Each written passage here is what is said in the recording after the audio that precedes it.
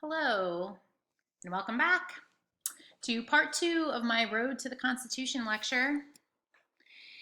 After you watch this video, you will be able to describe the impact of the political negotiation and compromise at the Constitutional Convention on the development of our constitutional system that we have here in the United States.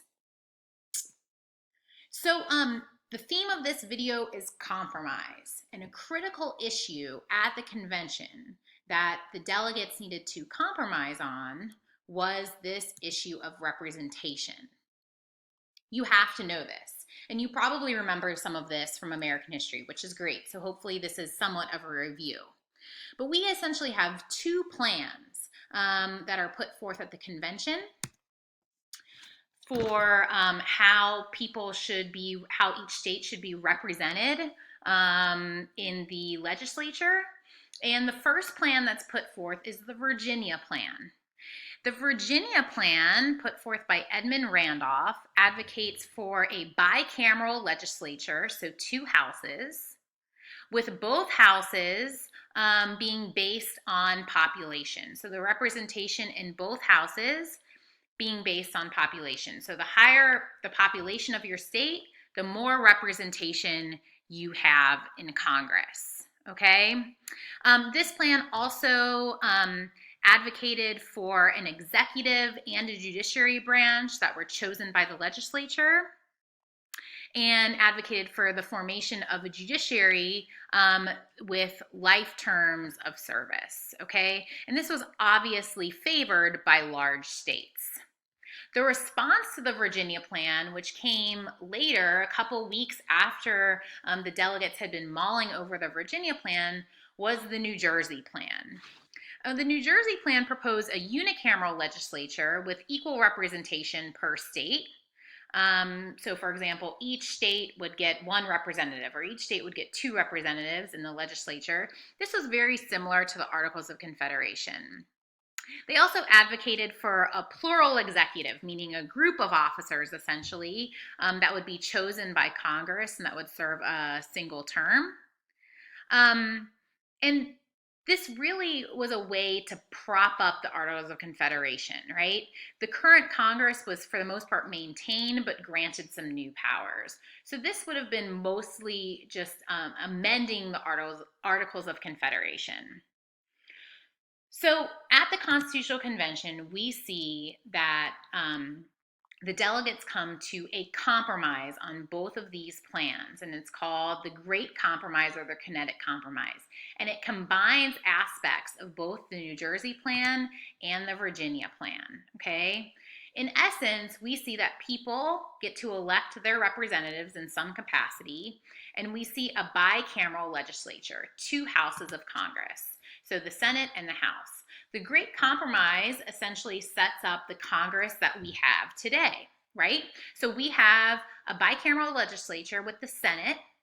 The Senate at this time was elected by each state's Congress. Now it is elected by the people. After the 17th Amendment, now people elect their senators, but at this time, in the original Constitution, the senators were elected by each state's Congress, and each state gets equal representation in the Senate with two representatives per state. They serve a 6-year term, and this satisfied smaller states. On the flip side of that, we have the House of Representatives. This in our Constitution is elected by the people. House of Representatives are still elected by the people today. It's based on population, so the higher the population in your state, the more representation you get. They serve a 2-year term because they're supposed to be more closely connected to the people. And this satisfied the larger states.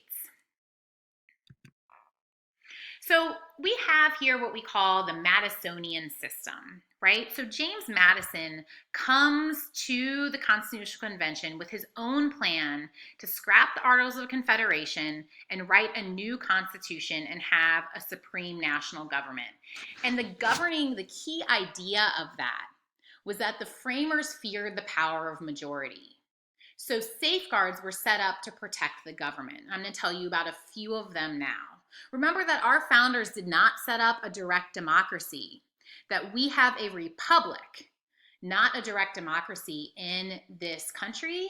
And the reason for that is because they wanted to safeguard the government against the whims of the majority, right? And so they put into place a few things that help to do that. Number one, as we've talked about, we see the separation of powers in our government, which limited majority control, right?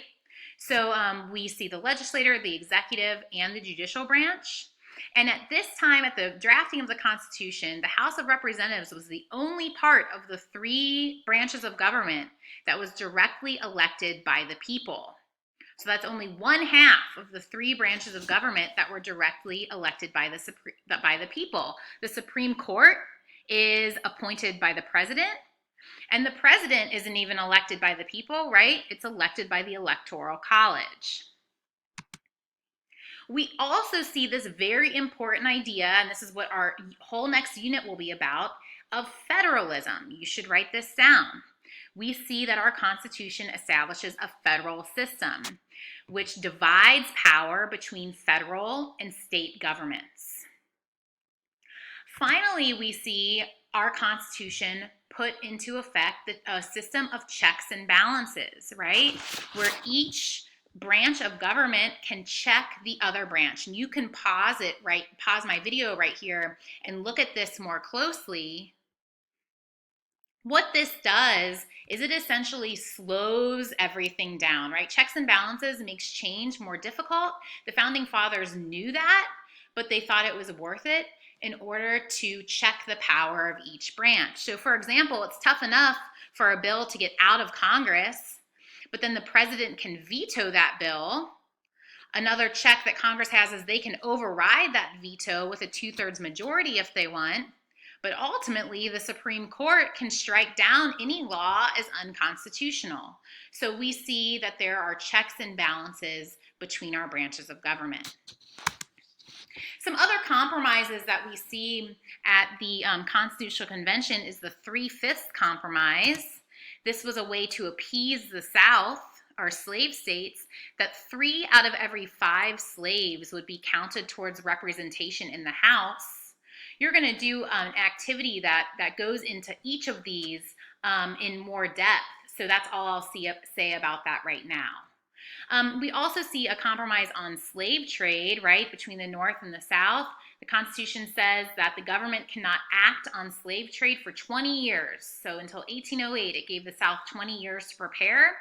And in 1808, our Congress stops the importation of slaves into the United States. We also see a compromise on how to select the president. And our founders were asking themselves these questions. What powers should the president have? How long should a president rule? Should the president be elected by direct vote of the people?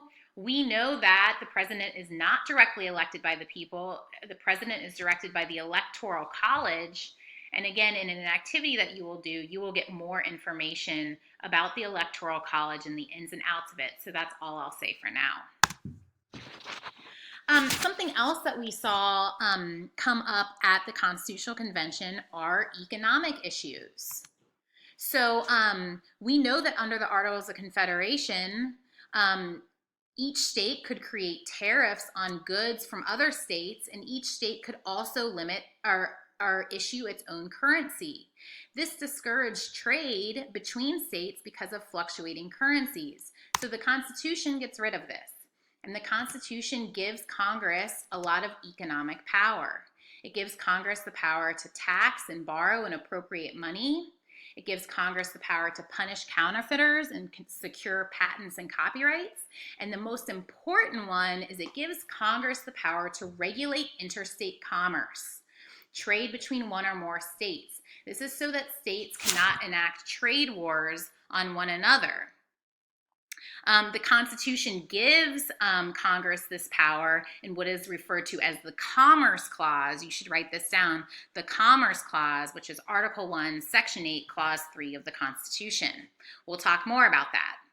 So in September of 1787, all 12 states in attendance of the Constitutional Convention had approved the Constitution, and now they were on to the ratification process. So we see that there is a debate over ratifying the Constitution. And during this time, we see the two sides of this debate. And you learned about this in US history as well. The Federalists who supported the Constitution, they were mostly, for the most part, merchants, landowners, and professionals, versus the Anti-Federalists who opposed ratifying the Constitution. And they're the small farmers, laborers, and they fear strong central government. In the months leading up to the ratification of the Constitution, the Federalists and the Anti-Federalists are making their case to the American people. The Federalists make their case to the American people in a collection of essays and articles known as the Federalist Papers, in which they defend the Constitution. And the key drafters of the Federalist Papers, and you should have this down, were Alexander Hamilton, James Madison, and John Jay, who becomes the first Supreme Court justice, right? The purpose of the Federal Papers was to try to persuade specifically the New York legislature to ratify the Constitution. Okay, so I'm going to go ahead and stop there. Thank you for watching, and I'll see you all soon.